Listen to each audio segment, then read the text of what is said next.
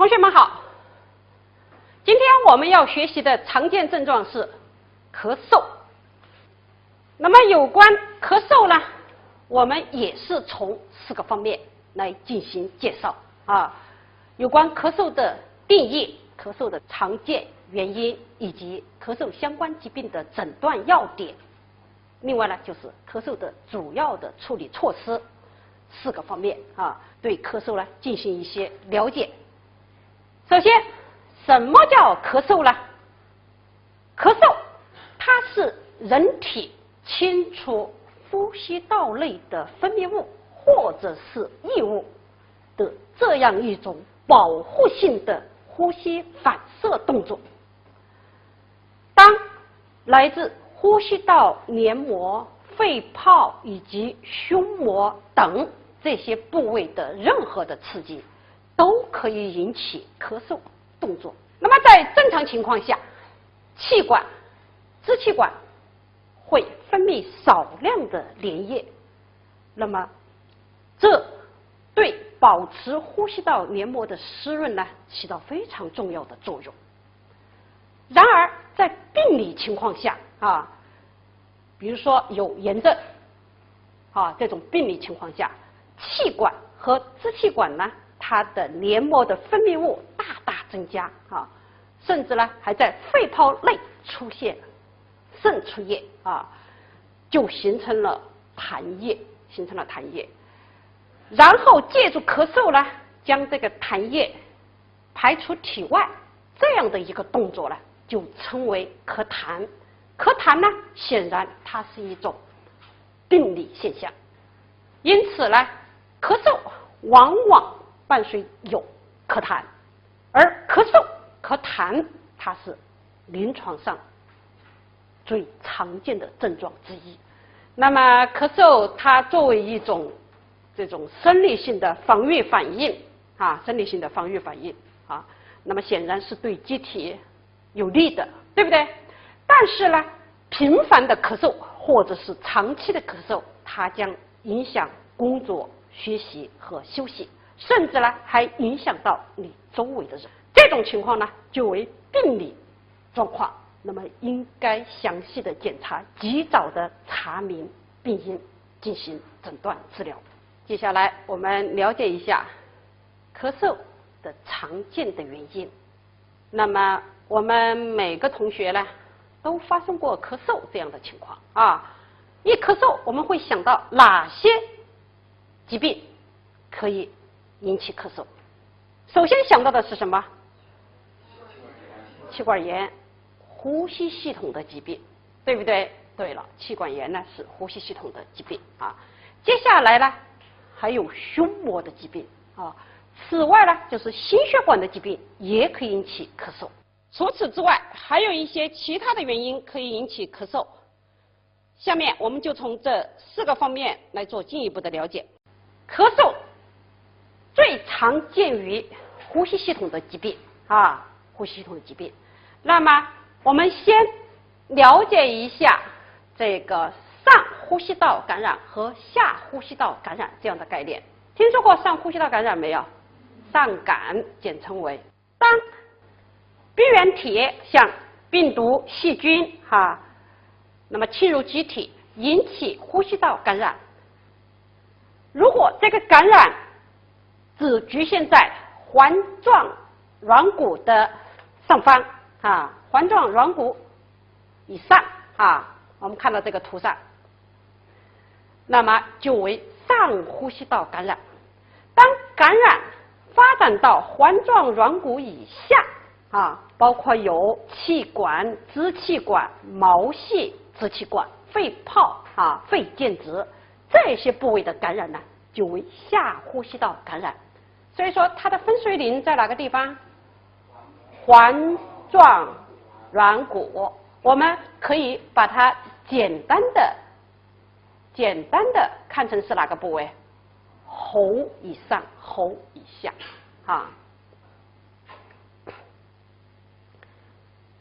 好，我们对上呼吸道感染、下呼吸道感染呢，那么做一个基本的了解的基础之上我们再来看咳嗽的常见病因的分析啊。最为重要的病因呢是来源于呼吸系统的疾病。当呼吸系统或者呼吸道各个部位的炎症就是感染了啊，然后异物、出血以及肿瘤啊，还有呢就是刺激性气体吸入等这些情况下都可以引起咳嗽啊，包括有急性的咽炎、慢性的咽炎、急性支气管炎、慢性支气管炎、支气管扩张、肺炎、肺结核支气管肺癌等等等等这些情况都可以出现咳嗽。那么第二大类呢，就是来源于胸膜的疾病比如说胸膜炎那么像结核性胸膜炎此外呢，像这个自发性的气胸，还有呢就是胸腔穿刺的时候那么都可以出现咳嗽都可以出现咳嗽。此外呢，来源于心血管疾病，比如说由二尖瓣狭窄或者是其他原因所引起的左心衰，从而进一步引起肺淤血、肺水肿，那么可以出现咳嗽还有呢咳痰，往往为粉红色的痰液。最后还有一些其他原因可以引起咳嗽，比如胃食管反流病、高血压患者服用血管紧张素转化酶抑制剂等等。从以上4个方面，我们就了解到咳嗽的常见的原因，其中最主要集中在呼吸系统的疾病。我们进一步了解咳嗽相关疾病的诊断和鉴别诊断的要点，一样的从3个环节去进行了解。现在请你们告诉我那么这3个环节当中，我们应该了解有关咳嗽的哪些方面，那么进一步的去寻找咳嗽的病因。比如说第一个环节，临床表现的特点，我们应该了解一些什么？咳嗽的持续时间，是否有痰？非常好，大点声。是否出血？是否卡血非常好，非常好还有没有？非常多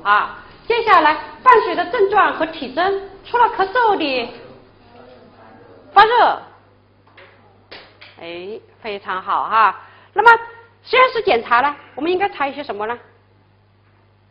关于咳嗽 X 光片、胸透，非常好非常好表现的接下来呢，我们进一步的做相关的了解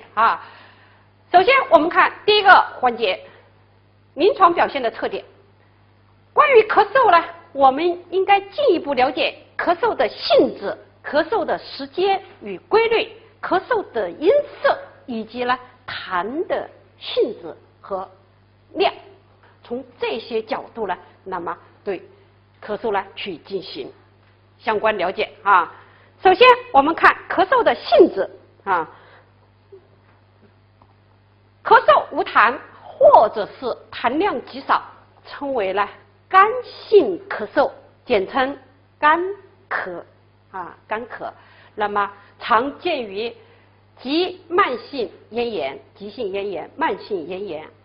胸膜炎、肺结核等这些情况。而咳嗽伴有咳痰就称为湿性咳嗽湿咳那么见于慢性支气管炎、支气管扩张肺炎、肺脓肿等等这多种情况。而刺激性的咳嗽往往见于呼吸道的刺激，比如说有支气管内膜的结核早期的支气管癌等等等等，可以出现刺激性的咳嗽那么有关咳嗽的时间与规律呢我们也应该进行关注。比如说出现突发性的咳嗽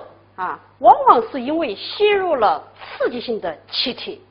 或者是由异物、肿瘤或者是淋巴结压迫了这个气管或者是支气管分叉这个部位那么而引起这种突发性的这个咳嗽，而发作性的咳嗽呢，往往见于百日咳支气管内膜的结核，而长期慢性咳嗽尤其多见于慢性支气管炎慢性支气管炎以及支气管扩张症肺脓肿、肺结核等情况而夜间咳嗽呢，那么多见于这个左心衰以及肺结核。像慢性支气管炎、支气管扩张以及肺脓肿这些患者呢，常常是清晨起床或者是夜间卧下这个时候咳嗽要加剧，然后继而咳痰回想一下，家里有没有一个慢性支气管炎患者？有没有？如果有这样的患者，你观察他一下，他是不是在早上起床以及晚上睡下去的那个时候，那么咳嗽是加剧的往往这种患者早晨起床，冬天不管再冷他连衣服都来不及穿上，先就是剧烈的一阵咳嗽，然后将他的粘稠的痰液咳出来以后他缓一口气，然后才把他的衣服呢穿上，这是非常典型的慢性支气管炎患者的表现。此外呢，我们还应该了解咳嗽的音色。如果咳嗽的声音嘶哑，那么往往是由于呢声带的炎症、声带的肿瘤所引起比如说喉炎、喉结核、喉癌等多种情况。此外呢，如果出现鸡鸣样的咳嗽鸡鸣样的咳嗽表现为呢连续性的这种阵发性的巨咳，连续的阵发性巨咳，然后呢伴有高调的吸气回声，这样的情况呢就为鸡鸣样咳嗽。那么往往见于百日咳喉部的疾患以及气管受压等这些情况出现鸡鸣样的咳嗽而如果出现金属音调的咳嗽，往往表明是纵隔有肿瘤，或者是主动脉瘤以及呢支气管癌等这些直接压迫了气管而产生这种金属音调的咳嗽如果说咳嗽声调低微无力，往往见于这种严重的肺气肿、声带麻痹以及呢这个患者本身处于一个极度衰弱的一个状态。第四个方面呢，我们还应该注意痰的性质和量。如果说咳嗽伴有黄色或者是黄绿色的痰，多提示是细菌性感染，比如说支气管炎、支气管扩张、肺炎、肺脓肿等等由细菌感染所引起的炎症第二种呢是咳嗽伴有浓臭痰，往往提示有厌氧细菌感染。而如果是咳嗽痰为铁锈色的痰液，那么它往往是肺炎、球菌性肺炎的一个典型的特征说咳的痰是什么颜色？是不是是铁锈色？那么往往是肺炎、球菌性肺炎此外呢，像我们刚才提到的慢性支气管炎患者，他往往是常年咳白色的粘稠痰。如果说他继发有感染的话，那么他这个痰液呢就变成黄色的这个或者叫做脓性的粘稠痰脓性的粘稠痰如果说咳嗽还伴有卡血，那应该考虑像有支气管肺癌肺结核、支气管扩张症等这些情况。此外，有一种很特殊的一种咳嗽咳痰如果说长期大量反复的咳嗽咳浓痰，这个痰液静止以后，它分为3层其中上层是泡沫，中层呢是浆液下层呢为组织的残血啊，这种情况呢是支气管扩张症的典型表现。支扩啊也是非常常见的一种疾病啊，非常常见的一种疾病。好，从上面4个方面呢，我们对这个咳嗽的临床表现特点呢有了一些基本的了解。接下来呢，我们进一步了解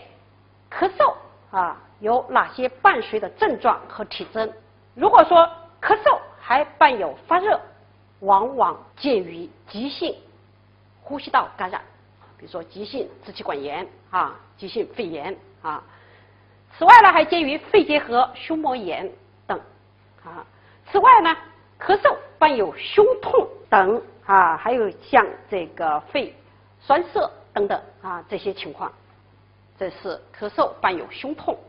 此外，如果在咳嗽的同时还伴有呼吸困难啊，呼吸困难，那么可以见于多种情况，包括有支气管哮喘、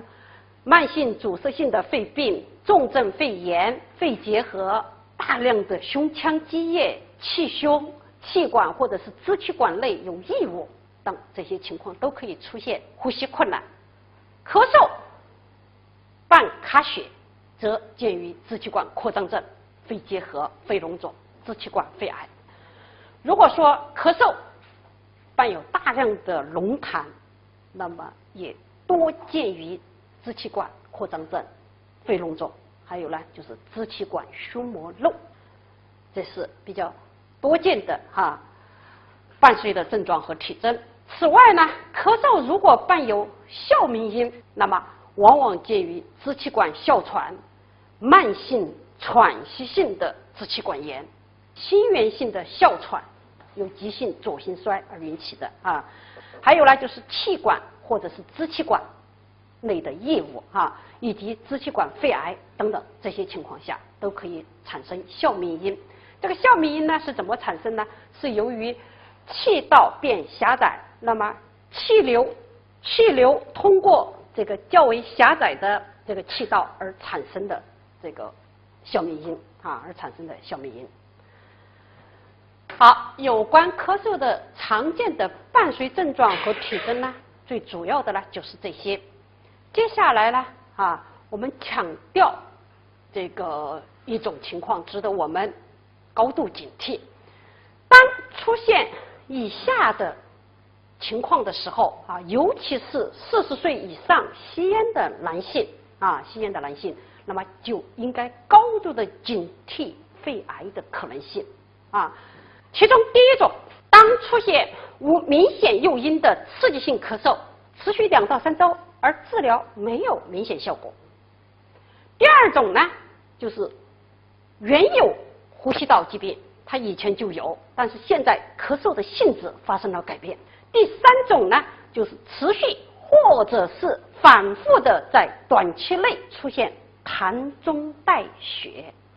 而没有其他原因可以解释。第四种呢，反复发作的同一个部位的肺炎。第五种呢，就是原因不明的肺脓肿，经过抗感染治疗呢，疗效不佳。第六种呢，就是原因不明的四肢的关节疼痛或者是出现了杵状指。第七种呢 ，X 线检查有局限性的肺气肿或者是局限性的肺不张等，那么我们都要高度警惕。第八种呢，就是孤立性的圆形病灶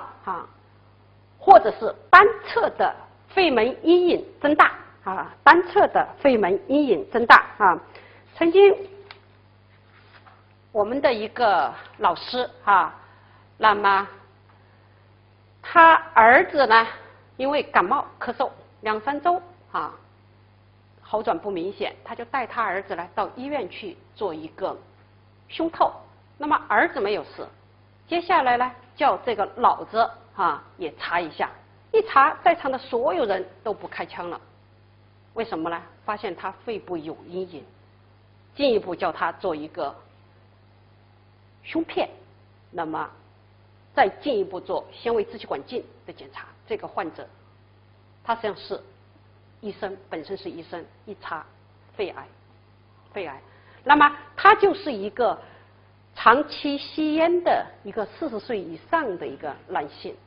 怎么很偶然发现他的肺癌，很偶然啊。第9种情况呢是原有肺结核病灶本身已经是稳定的，但是呢它的形态或者是性质发生了改变。第10种呢就是没有一些中毒症状的胸腔积液啊，尤其是这个胸腔积液抽出来是血性的，而且呢还不断的这个进行性增加的这样的胸腔积液，那么我们要高度怀疑它有肺癌的可能性啊，它有肺癌的可能性啊。那么一旦出现以上的这些情况，就应该进行进一步的检查啊，由浅入深的检查，包括有 X 线啊、胸片啊，然后 CT、核磁共振、纤维支气管镜、脱落细胞的检查，甚至肺的活组织的检查。如果仍然不能确定，那么可以考虑破胸探查术。有关这个常用的实验室检查呢，实际上我们通过刚才的叙述呢，已经基本了解了。那么在临床上呢，常常结合患者的病情去进行由浅入深相应的一个检查，那么尽快的去明确诊断。接下来呢，我们看一看有关咳嗽的主要的处理措施啊。首先，病因治疗呢是它最重要的治疗措施。如果说是感染性疾病，那么就应该采取什么为主的治疗措施？抗感染，是不是？抗感染，选用敏感的抗生素啊，进行抗感染啊。比如说是肺结核患者，那么我们就应该采取规则的抗痨治疗，啊。如果说这个患者是肺癌啊，那么有很好的手术指征，我们就应该尽早的手术切除，是不是？这些都为病因治疗啊，病因治疗。此外呢，针对咳嗽本身呢，那么我们应该进行对症处理，就叫做镇咳啊，镇咳啊。如果说是剧烈刺激性的干咳，我们就应该以镇咳为主。可以使用的镇咳剂呢，像可必清、可待饮啊，这些都是非常常用的，是属于中枢性的镇咳剂啊，中枢性的镇咳剂。但是对于小儿来说呢，一般来说不选用这种中枢性的镇咳剂啊，因为呢小儿的呼吸系统呢发育不完善，而这些中枢性镇咳剂呢镇咳作用强，一旦产生镇咳作用的话，就不利于它的痰液的排出，对不对？因为咳痰是通过咳嗽这个动作来排出痰液的啊，来排出痰液的。而对于痰多者啊，以及小儿咳嗽这些情况，我们应该以祛痰为主，我们应该选用祛痰剂啊。那么常用的祛痰剂，比如说痰抑净啊。那么像小儿用的呢，你们能举例子吗？川贝枇杷止咳糖浆是吧？对啊，中药特别多哈。那么往往是以稀释痰液，使痰液呢更容易排出体外啊，从而呢来达到祛痰镇咳的一个作用啊，祛痰镇咳的一个作用。所以说我们一定要根据具体的情况。那比如说老年慢性支气管炎这样的患者，他中年咳白色的粘稠痰液，那么我们应该以镇咳为主，还是应该以祛痰为主？祛痰，对了啊，祛痰为主。此外呢，如果说是抽烟的同志，应该戒烟，有吗？我们在座的没有，都是好孩子啊。那么在咳嗽的时候呢，我们适当注意以下的一些情况，那么将减轻你的咳嗽啊。第一个就是休息可以减轻病情，所以说咳嗽，尤其是剧烈咳嗽的时候，你要多休息